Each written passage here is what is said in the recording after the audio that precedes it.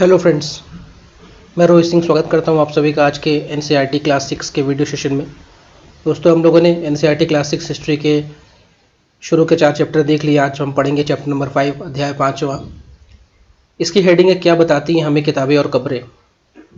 इसमें एक छोटी बच्ची है मेरी, उसके मन में एक सवाल उठा कि उसके यहाँ उसके स्कूल की जो लाइब्रेरी है, पुस्तकालय है, वो इतना बड़ा क्यों है और उसमें इतनी सारी किताबें क्यों रखी हुई हैं।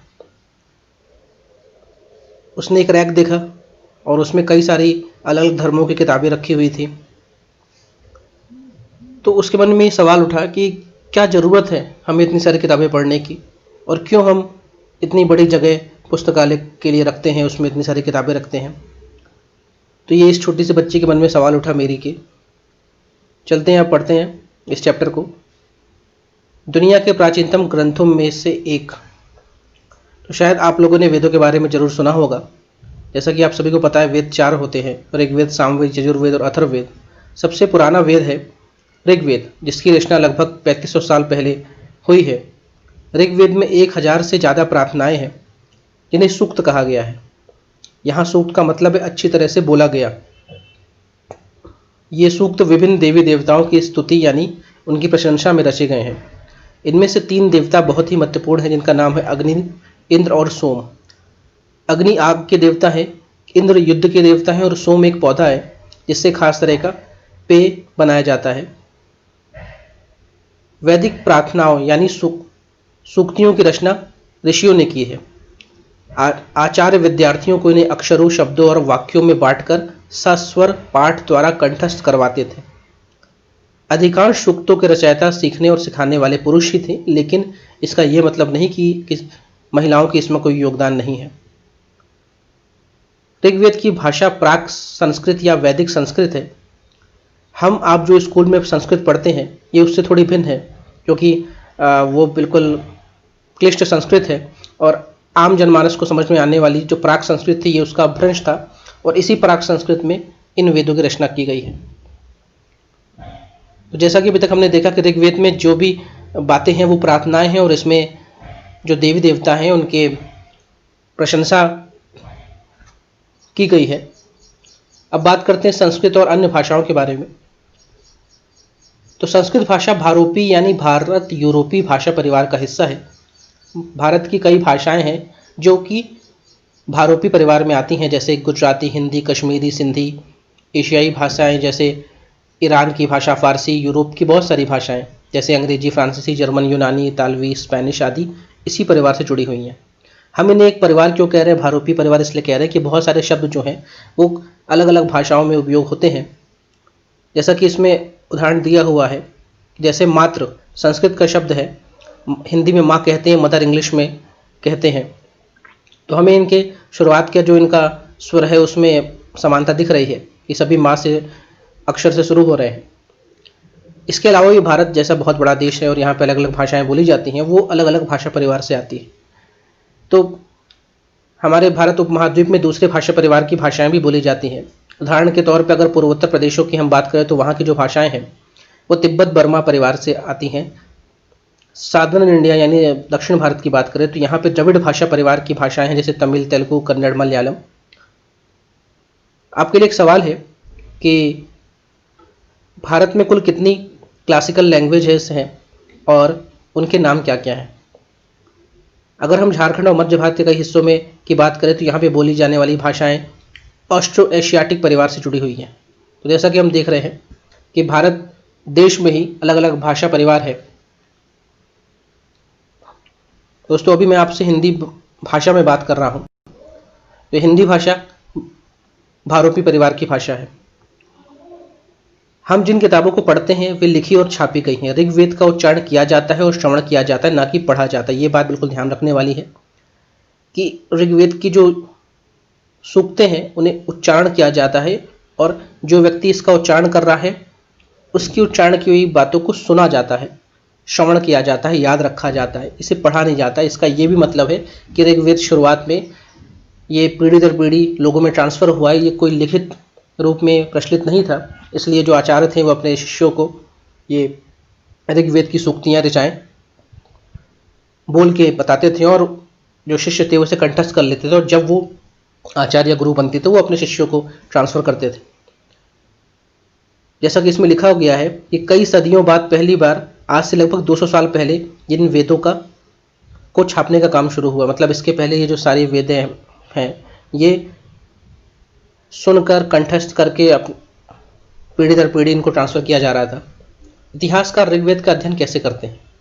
तो इतिहासकार पुरातत्व वेदताओं की तरह ही अतीत के बारे में जानकारी इकट्ठा करते हैं, लेकिन भौतिक अवशेषों के अलावा ये लिखित स्रोतों का भी उपयोग करते हैं। जैसा कि जो आर्कोलॉजिस्ट होता है वो उसकी सारी जो स्टडी होती है वो ज़मीन के अंदर से जो चीज़ उसको प्राप्त होती है उस पर बेस्ड होती है, लेकिन जो इतिहासकार होता है, हिस्टोरिकल होता है, वो जो खुदाई में चीज़ें मिली हैं उसके अलावा जो लिखित स्रोत है, जो रिटन डॉक्यूमेंट्स हैं, उनको भी लेकर चलते हैं।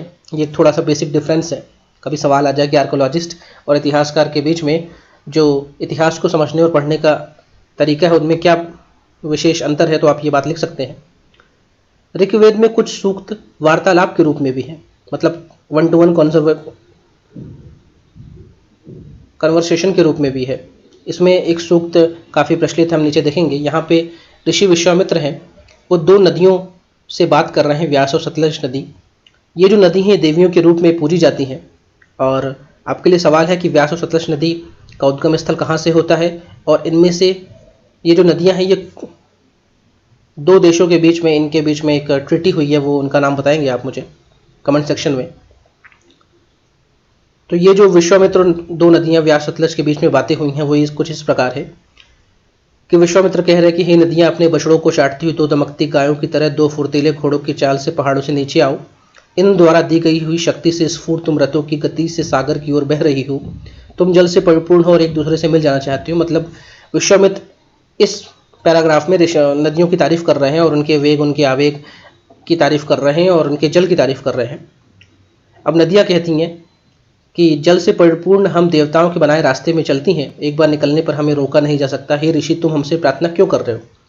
तो नदियों का विश्वामित्र से कहना है कि आप हमारी बड़ाई क्यों कर रहे हैं और आप हमसे क्या चाहते हैं?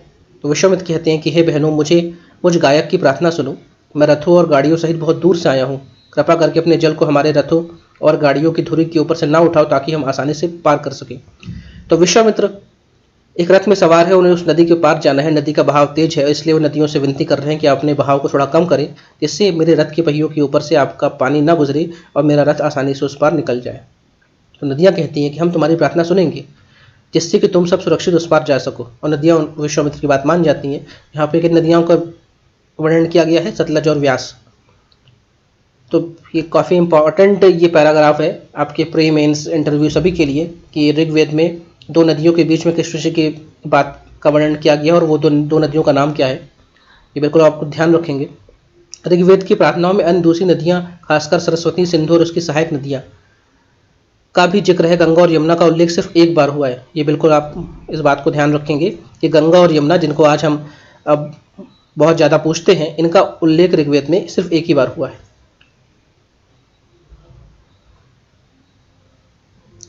चलते अपने अगले टॉपिक पे, मवेशी, घोड़े और रथ। ऋग्वेद में मवेशियों, बच्चों, खासकर पुत्रों और घोड़ों की प्राप्ति के लिए अनेक प्रार्थनाएं हैं। यहाँ प्रार्थनाएं का अर्थ है सूक्त है।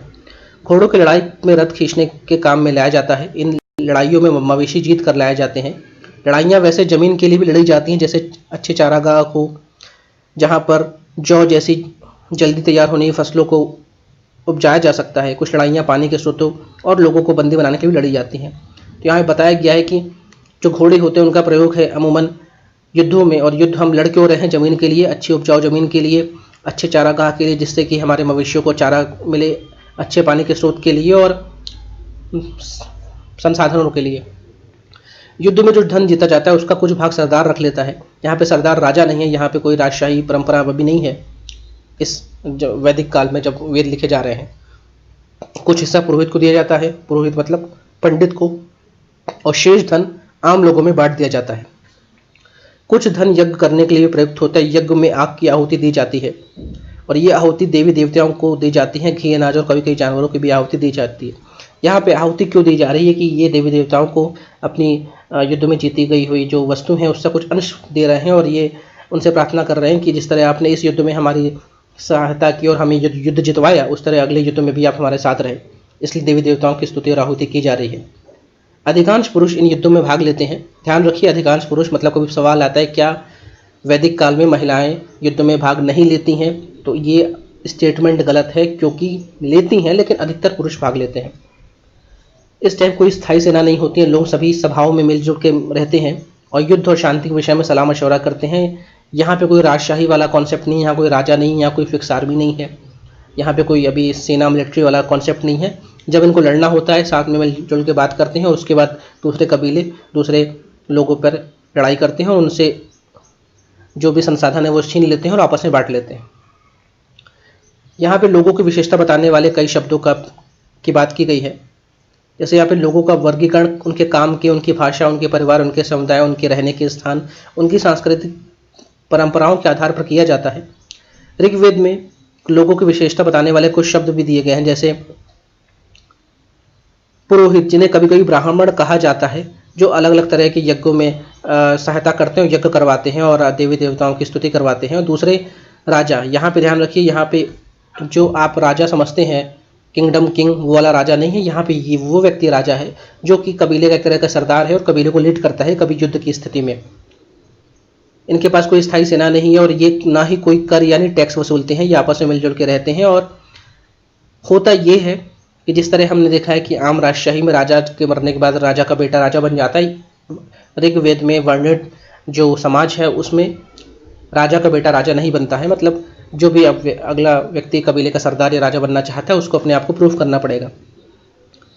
यहाँ पे जनता या पूरे समुदाय के लिए दो शब्दों का प्रयोग किया गया है। एक शब्द है जन, जिसका प्रयोग हिंदी और अन्य भाषाओं में आज भी हो रहा है, और दूसरा शब्द है विश, जिससे वैश्य शब्द निकला है। और इस विषय पे हम चैप्टर 6 में और विस्तार से पढ़ेंगे। तो यहाँ पे एक बात ध्यान रखनी है आपको, विश शब्द किससे बना है? वैश्य शब्द से। और जन का तो प्रयोग आज भी हम कर रहे हैं। हमारे नेशनल एंथम में जन गण मन अधिनायक जन शब्द से शुरू हो रहा है। ऋग्वेद में विश और जनों के नाम मिलते हैं, इसलिए हमें पुरु जन या विश, भरत जन या विश या यदु जन या विश जैसे उल्लेख मिलते हैं। यहाँ पे पुरु जन का मतलब है पुरु वो कबीले का नाम है, जन मतलब उस कबीले के लोग, भरत जन मतलब भरत वो कबीले का नाम है और जन मतलब उस कबीले के लोग, और यदु मतलब उस कबीले का नाम है, जन मतलब उस कबीले के लोग। तो ये अलग अलग यहाँ पे नाम दिए गए हैं। कुछ और शब्द यहाँ पे बताए गए हैं, जैसे प्रार्थना। जब हम ऋग्वेद में प्रार्थनाओं की रचना की गई है तो जिन लोगों ने ये रचनाएं की हैं वे कभी कभी अपने आप को खुद को आर्य कहते हैं और अपने विरोधियों को दास या दस्यु कहते हैं।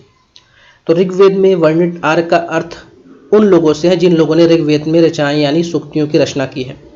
और ऋग्वेद में वर्णित दास या दस्यु का अर्थ ये है कि जो लोग ऋग्वेद की रचना नहीं किए हैं उनके जो दुश्मन हैं उनको वो दास या दस्यु कहा गया है।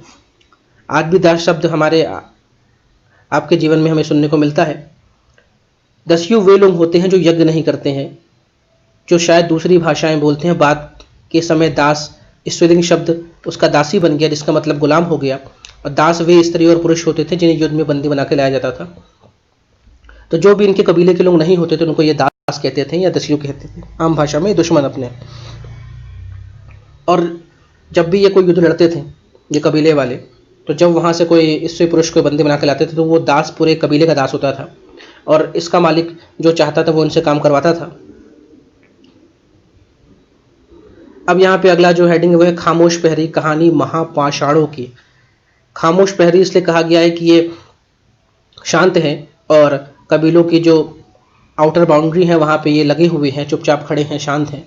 क्योंकि पत्थर है, पत्थर बोलेगा कैसे, वो खामोश है। लेकिन प्रहरी इसलिए कहा गया है कि ये उस कबीले के एरिया के बाहर खड़े हैं। कोई भी उस कबीले या उस एरिया में एंटर करेगा तो सबसे पहले वो पत्थर देखे, उस पत्थर में कुछ बातें लिखी हुई हैं जिससे वो व्यक्ति ये जान सकता है कि ये कबीला किसका है और हम जिस एरिया में प्रवेश कर रहे हैं वो किससे जुड़ा हुआ है। आम भाषा में आप देखें तो आप किसी शहर में एंट्री करते हैं तो बता देता है, एक बोर्ड साइन बोर्ड लगा होता है कि ये शहर कौन सा है, कितनी दूरी पे है।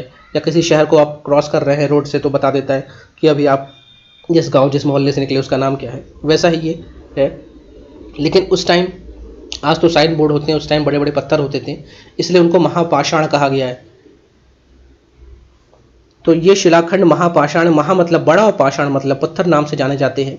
ये पत्थर दफन करने की जगह पर लोगों द्वारा बड़े करीने यानी बड़े अच्छे से इन पत्थरों को स्थापित किया जाता है और महापाषाण कब्रें बनाने की प्रथा 3000 साल पहले से शुरू हुई है। और ये प्रथा जो है आपके सदर्न इंडिया में दक्कन गढ़वाल क्षेत्र है, दक्षिण भारत, उत्तर पूर्वी भारत और कश्मीर में प्रचलित है।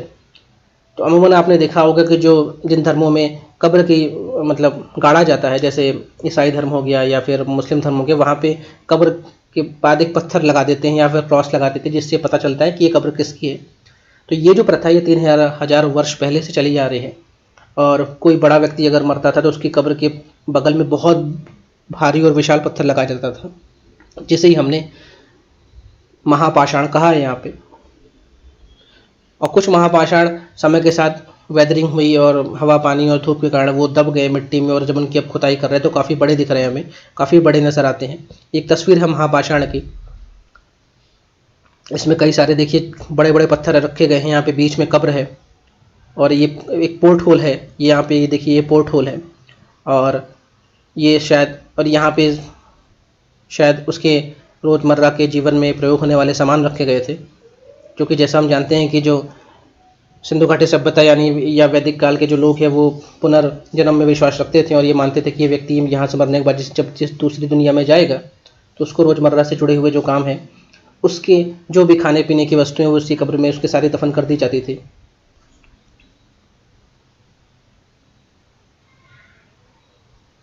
इन कब्रों में कुछ समानताएं आपको दिख रही हैं, जैसे मृतकों को खास किस्म के मिट्टी के बर्तनों के साथ दफनाया जाता था, जिन्हें काले लाल मिट्टी यानी ब्लैक एंड रेड वेयर के नाम से जाना जाता है। इनके साथ ही मिले लोहे के औजार, हथियार और घोड़ों के कंकाल और सामान तथा पत्थर और सोने के गहने हैं। तो जिस व्यक्ति का जैसा सामाजिक महत्व होगा, अगर वो बहुत अमीर व्यक्ति था तो उसकी कब्र के साथ, उसकी बॉडी के साथ सोना चांदी के गहने भी गाड़े गए थे, कई सारे मटके रखे गए थे, उसके अंदर खाने के सामान रखे गए थे। अगर वो किसी विशेष जानवर का शौकीन था, उस जानवर को भी मार के उसके साथ गाड़ दिया गया था, जैसे यहाँ पे कहीं लिखा है कि घोड़े के कंकाल मिले हैं, कहीं कुत्ते के भी कंकाल मिले हैं। तो इसकी जैसे सामाजिक प्रतिष्ठा है उस हिसाब से हम जान सकते थे कि ये कब्र किस व्यक्ति की है। ये सब देखिए लोहे के सामान का औजार दिखा रहा है, ये सब मिला है। ये आप यहाँ पे देखिए कटार भी कड़ी हुई है इसके साथ, तो ये बताता है कि ये जो अब जिस कब्र के साथ ये कटार मिले, इसका मतलब वो व्यक्ति एक तरह का सैनिक या फिर एक लड़ाका रहा होगा, और क्षत्रिय व्यक्ति रहा होगा वो, क्योंकि उसके साथ उसी कटार को भी दफन किया गया है। अब लोगों की सामाजिक असमानताओं के बारे में पता करना है हमें, तो पुरातत्वविद यह मानते हैं कि कंकाल के साथ कई चीज़ मरे हुए व्यक्ति के साथ रही होगी। ये सारी बातें वही जो मैंने आपको भी डिस्क्राइब की कि उसकी कब्र के साथ जो जो चीज़ मिली उससे हम जान सकते हैं उसकी सामाजिक स्तर क्या रहा। वो अमीर व्यक्ति था, गरीब व्यक्ति था, वो महिला थी, वो पुरुष था, वो छोटा बच्चा था, वो कोई पुरोहित की कब्र थी, वो किसी क्षत्रिय की कब्र थी, वो कोई व्यापारी की कब्र थी, वो कोई भिखारी की कब्र थी। तो ये सब उसके साथ जो मिले हुए सामान है उससे हम जान सकते हैं कि ये कब्र किसकी थी। और कुछ जो कब्रगाहें वो खास परिवारों के लिए होती थी, और उसमें बहुत बड़ी कब्र बनाई जाती थी, और उसमें उस परिवार के अमूमन हर व्यक्ति को समय के साथ जब उसकी मृत्यु होती थी तो उसे वहीं दफन कर दिया जाता था। जैसे कि हम अभी बात करें तो जो दिल्ली में हुमायूं का मकबरा है, तो हुमायूं के मकबरे में सिर्फ हुमायूं दफन नहीं है, उनके साथ लगभग 150 लोग और दफन है। मतलब मुग़ल जो सल्तनत है आपकी, उसके बहुत सारे छोटे बड़े जो घर के लोग थे उनको भी हुमायूं के मकबरे में दफन किया गया है। तो ये एक तरह की वो कुछ बहुत बड़ी कब्रगाह है। हुमायूं का मकबरा यूनेस्को की वर्ल्ड हेरिटेज साइट में भी है। आप मुझे बताइए कमेंट बॉक्स में हुमायूं के किसके पिता थे। अब चलते हैं अगले टॉपिक पे। इनाम गांव के पास एक विशिष्ट व्यक्ति की कब्र मिली है। पहले बात करें इनाम गांव क्या है, तो ये आप अगर पिछले चैप्टर के मैप में देखेंगे तो आपको मिल जाएगा। इनाम गांव ये महाराष्ट्र में है। तो ये भीमा की सहायक नदी घोड़ के किनारे एक जगह है। ये इंपॉर्टेंट बात है कि इनाम गांव किस नदी के किनारे स्थित है। यहाँ पे 3600 से 2700 साल पहले लोग रहते थे, और यहाँ वैश्य लोगों को प्राय गड्ढे में सीधा लिटाकर दफनाया जाता था। उनका सिर उत्तर की ओर होता है। ये सब जैसे कहते हैं ना कि डिटेल्स इन द डेविल, ये सब डिटेल्स आपको याद रखनी है, क्योंकि इन्हीं से सवाल उठता है और फिर हमें लगता है कि सवाल पूछा का है, फिर मालूम चलता है क्लास 6 की एनसीईआरटी से पूछ लिया है। तो इनका सिर किस दिशा में है, उत्तर की ओर था, और उन्हें कभी कभी घर के अंदर भी दफनाया जाता था, और इनके साथ खाने पीने के जो भी सामान है वो भी दफन किया था। ये तो ऑब्वियस सी बात है, आपको कभी भूलेगी नहीं। तो जिन लोगों के पास ज़्यादा बड़े घर थे, 5 से या उससे अधिक कमरों के घर थे, तो वो अपने आंगन में ही बहुत लोगों को दफन कर देते थे, और जिनके पास ज़्यादा बड़े घर नहीं थे वो कहीं और दफन करते थे, बाहर करते थे। लेकिन ध्यान रखने वाली बात है कि जो कब्र है उसमें व्यक्ति का जो सिर है वो उत्तर दिशा में होता था। और इनाम गांव जो है वो महाराष्ट्र में है, और भीमा नदी की जो सहायक नदी है घोड़, उसके किनारे ये जगह हमें मिली है। अब यहाँ पे लिखा है क्या बताते हैं हमें कंकालों के अध्ययन से। तो कंकालों का अध्ययन करके हम ये जान सकते हैं, जैसे कोई छोटा कंकाल मिला तो ये पता चल जाता है कि कोई बच्चे का कंकाल है। अगर कोई बड़ा कंकाल मिला और उसका कूल्हा छोटा है तो हम मान सकते हैं कि पुरुष का कंकाल है। अगर कोई कंकाल बड़ा है लेकिन उसका कूल्हा बड़ा है तो वो मालूम चलता है कि महिला का कंकाल है, क्योंकि महिलाएं बच्चों को जन्म देती है इसलिए उनके कूल्हे बड़े हो जाते हैं। अगर किसी कंकाल के साथ बहुत सारे गहने मिले हैं तो ये महिला का कंकाल है। अगर किसी कंकाल के साथ बहुत सारे साजो सामान मिले हैं जो हथियार के रूप में उपयोग होते हैं तो हम मान सकते हैं कि पुरुष का कंकाल है। कभी किसी कंकाल के साथ बहुत सारे खाने पीने के अलग अलग सामान मिले हैं और गहने भी मिले हैं तो ये मान सकते हैं कि कोई समृद्ध व्यक्ति का कंकाल है। तो ये सारी बात यहाँ पे लिखी हुई है। तो आज से लगभग 2000 साल पहले चरक नाम के प्रसिद्ध वैद्य हुए, जिन्होंने एक किताब लिखी चरक संहिता, और ये चिकित्सा क्षेत्र में माइलस्टोन है ये।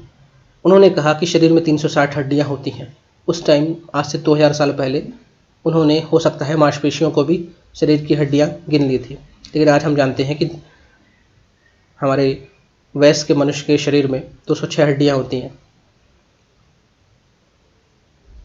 अब इनाम गांव के लोगों के काम धंधे के बारे में देखते हैं कि इनाम गांव में जो आर्कोलॉजिस्ट हैं, पुरातत्वविद हैं, उन्होंने गेहूँ, चावल, जौ, दाल, बाजरा, मटर, तिल के बीज मिले थे। मतलब यहाँ के लोग इन सब चीज़ से खेती करते थे। इसी के अलावा इन्हें गाय, बैल, भैंस, बकरी, भेड़, कुत्ता, घोड़ा, गधा, सुअर, सांभर, चितकबरा, हिरण, कृष्णमृग, खरहा, नेवला, चिड़िया, घड़ियाल आदि लोगों की हड्डियाँ मिली। इसका ये मतलब है कि यहाँ के लोग इन सब जानवरों को पालतू इन्होंने बनाया था। और बेर, आंवला, जामुन, खजूर के भी बीज मिले हैं यहाँ पे। अब ये आपके लिए एक्सरसाइज है अन्यत्र कि एटलस में चीन को ढूंढना है आपको, और चीन में लगभग 3500 साल पहले यहाँ पे लेखन कला के सबसे पुराने उदाहरण मिलते हैं। मतलब ये जो आपको चीनी स्क्रिप्ट में लिखा हुआ है, ये भी लिखा है ताम्रपत्र में, एक पत्ते पे लिखा हुआ है। लेकिन सबसे अगर हम बात करें दुनिया में सबसे पहले लिखना कहाँ के लोगों ने शुरू किया, वो है चीनी सभ्यता में। और ये लोग जानवरों की हड्डी में भी लिखते थे और भविष्यवाणी करने के लिए भी जानवरों की हड्डियों का प्रयोग करते थे। और ऐसी मान्यता थी कि राजा लोग ऐसे लिपिकारों मतलब जो लिपि यानी जो लिख रहा है, उनसे इन हड्डियों पर सवाल लिखवाते थे। जैसा कि एक सवाल राजा लिखवाता था कि क्या वे युद्ध में जीतेंगे, क्या अच्छी फसल होगी, क्या उन्हें पुत्र होगा, और इन हड्डियों को आग में डाल दिया जाता था। जहाँ इनमें जब आग में हड्डियाँ जलती थी तो गर्मी से चटक जाती थी और चटक करके दरारें पड़ जाती थी। फिर इन दरारों का अध्ययन करता था और वो बताते थे कि आपके सवाल का जवाब क्या है। तो ये एक तरह का तरीका है भविष्यवाणी करने का। लेकिन अगर यही पूरा पैराग्राफ लिख के आ गया एग्ज़ाम में और आपसे पूछा कि निम्न में से ये जो भविष्यवाणी करने का तरीका है ये किस सभ्यता का है, ऑप्शन रहेगा सिंधु घाटी सभ्यता, मेसोपोटामियन सभ्यता, चीनी सभ्यता या मिस्र की सभ्यता। तो इसका सही जवाब है चीनी सभ्यता। तो एक बार पढ़िए, देखिए और दिमाग में रखिए। तो दोस्तों ये रहा हमारा क्लास 6 हिस्ट्री का चैप्टर 5, जिसमें एक छोटी सी बच्ची मेरी के मन में सवाल उठाता कि लाइब्रेरी की क्या आवश्यकता है, इतनी सारी किताबों की क्या आवश्यकता है, और ये कब्रों की क्या आवश्यकता है। कब्र तो फिलहाल उसने नहीं देखी थी, लेकिन ये टॉपिक हमारा क्या बताती हैं किताबें और कब्रें। तो हमने कुछ इसमें बेसिक बातें जानी हैं। जो इंपॉर्टेंट बातें हैं यूपीएससी MPPSC के लिए मैंने बता दी है। और जो इस क्लास के बच्चे हैं क्लास 6 के, उनको तो पूरी बातें पढ़नी है, समझनी है, और मैंने कोशिश की कि आपको समझ में आए। अगर मेरी स्पीड आपको तेज लग रही है तो यूट्यूब में ऑप्शन रहता है धीमा करने का, आप कर सकते हैं। तो उम्मीद करता हूँ आपको ये वीडियो पसंद आया होगा, अच्छा लगा होगा। अगर आपको वीडियो से कुछ भी लाभ हुआ हो तो इसको लाइक कीजिए, दोस्तों में शेयर कीजिए, चैनल में नए हैं तो इसको सब्सक्राइब कीजिए। तो मिलते हैं दोस्तों अपने अगले सेशन में, तब तक के लिए धन्यवाद, जय हिंद।